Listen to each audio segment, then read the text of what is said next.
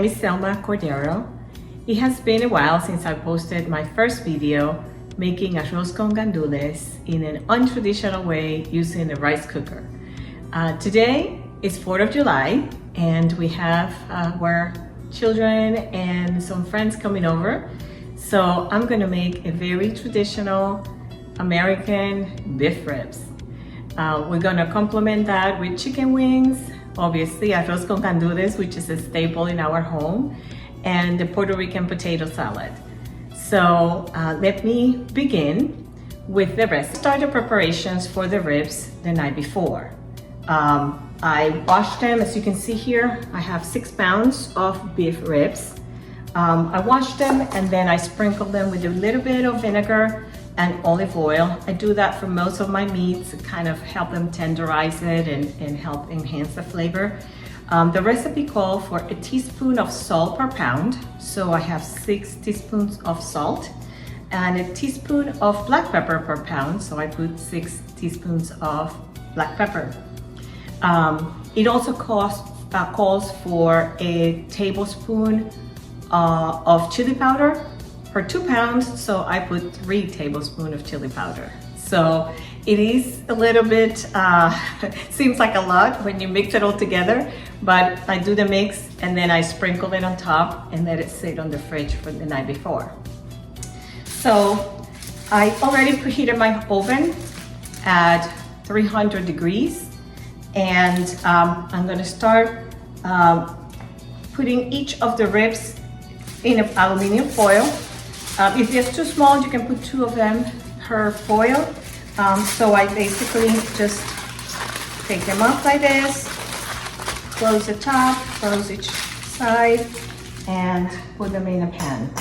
So you're gonna do that for all your ribs. And then you're gonna place them in the oven once you're done. As you can see, I already put all the ribs in a pan. Be sure that the pan is deep enough because they're gonna have some drips and you don't want that in your oven. So the oven is preheated at 300 degrees. I'm just gonna place that in the oven. I did forgot to mention that I added a little bit of garlic. It wasn't part of the original recipe that I found, but I put garlic on almost everything I cooked. So I put 3 teaspoons of garlic just around the same time I added the olive oil and the vinegar. And then I put the chili, salt, and black pepper on top. So let me just place them in the oven.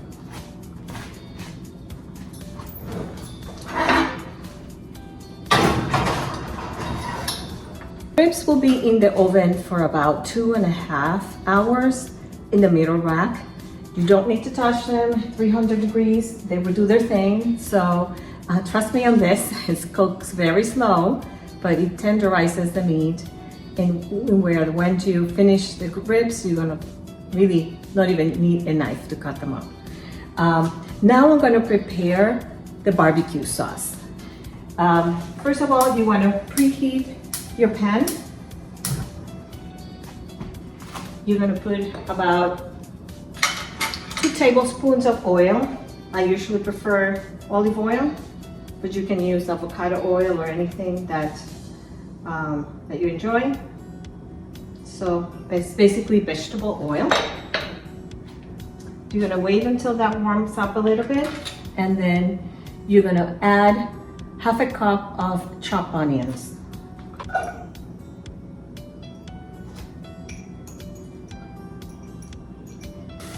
Now that the onions are slightly cooked, I'm gonna add 1 teaspoon of fresh garlic.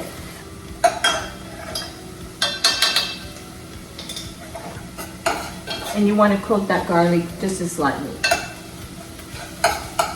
We can now proceed with the rest of the ingredients. So I'm gonna add 1.5 cups of water.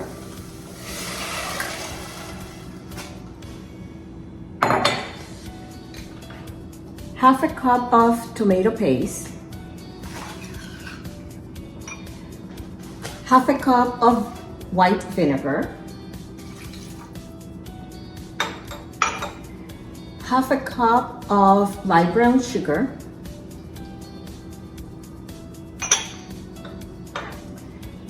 2 teaspoons of whiskey, obviously optional if you don't have it, but this definitely adds a dimension to the flavor.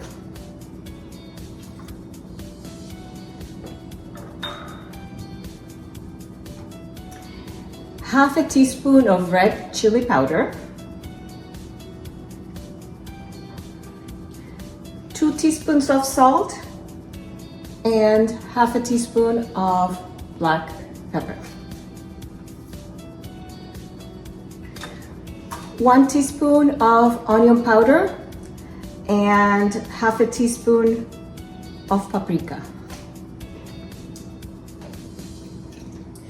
2 tablespoons of Worcestershire sauce.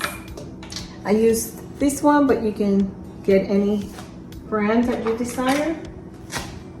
Also 2.5 tablespoons of honey. 1 tablespoon of dark molasses. You can see here, but any brand will do.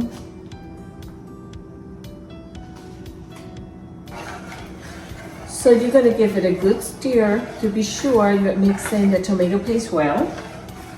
And you're going to increase the temperature to high.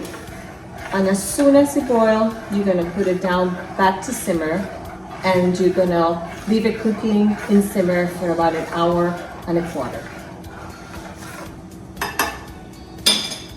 Just be sure that it's covered. Every about 30 minutes or so, you want to give it a soft stir just to be sure that it's cooking evenly and not getting burned in any of the edges. So it's going to look kind of liquidy and it will thicken as the time goes on. Just keep it covered in simmer and let it do its thing. The 1 hour and 15 minutes has just passed and I am going to take a look at it. At this barbecue sauce that looks fantastic. And it's going to be ready for our ribs. You see that? It's really good. So I'm just going to let it sit here. While the ribs finish, the ribs have probably about another hour. The ribs have been in the oven for 2.5 hours at a 300-degree temperature. Now they're ready to come out. Being cooked there for quite some time. There's some juice that they actually have after being cooked there for a while. So I'm going to take out the foil and I'm going to submerge them in some of the sauce that we cooked earlier. Okay, so this is the last step of the ribs. I'm putting the barbecue sauce on them and using a brush to get it all over. And then my husband will take it to the grill where he's gonna do the last step, just bending maybe 5-10 minutes per side to get it crispy, and that's it. You all set? Okay, this is the last step on the grilling process. So my husband is putting them in the grill for maybe 5 minutes on each side so they can get nice and crispy. And as you can see, they have the barbecue sauce on it. And in a couple minutes, we'll be enjoying our ribs. They're all just grilled and crunchy, and we are ready to eat with family and friends. Happy 4th of July. Bye. We had a great time in the 4th of July with family and friends. Our daughter and son-in-law brought some fireworks at the end of the day, so it was a really good time. However, I forgot to show you the final dish, so let me display it for you so you can see arroz con gandules, Puerto Rican potato salad, and my beef ribs with the homemade barbecue sauce. It's a great leftover day, so I'm going to enjoy this in my day by myself, and I hope you can try this recipe for your next 4th of July.